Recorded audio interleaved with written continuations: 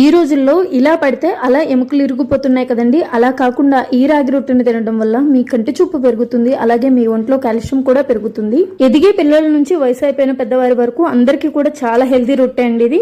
Mixing bowl లోకి 1 cup రాగి పిండిని తీసుకుని సన్నగా కట్ చేసిన కరివేపాకు, ఉల్లిపాయ, పచ్చిమిర్చి యాడ్ చేయాలి. అలాగే సన్నగా కట్ చేసిన ములగాకు కూడా యాడ్ చేసుకోవాలి. గంట సేపు నానబెట్టుకున్న శనగపప్పు, పెసరపప్పు, జీలకర్ర, రుచికి సరిపడినంత ఉప్పు వేసుకుని మొత్తం కలిసేలాగా బాగా కలుపుకోవాలి.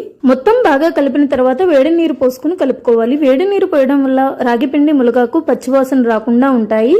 కొంచెం కొంచెంగా వాటర్ పోస్తూ చపాతీ పిండిలా కలుపుకుని 15 నిమిషాలు నానపెట్టుకోవాలి. ఒక అరిటాకు మీద నూనె అప్లై చేసుకుని ఒక బాల్ లేదా బత్తాయి సైజ్ అంత పిండి ముద్దను తీసుకుని చాలా పల్చగా అయితే రొట్టెను ఒత్తుకోవాలి. వత్తుకున్న రొట్టెని ఆకుతోనే తీసుకువెళ్లి ముందుగానే వేడి చేసున్న పెనం పైన వేసి 2 వైపులా నూనె వేసి కాల్చుకుంటే ఎంతో టేస్టీగా ఉండే రాగి ములగాకు రొట్టె రెడీ. ఈ రెసిపీని మీ ఫ్రెండ్స్ అండ్ ఫ్యామిలీ మెంబర్స్ తో షేర్ చేసుకోండి.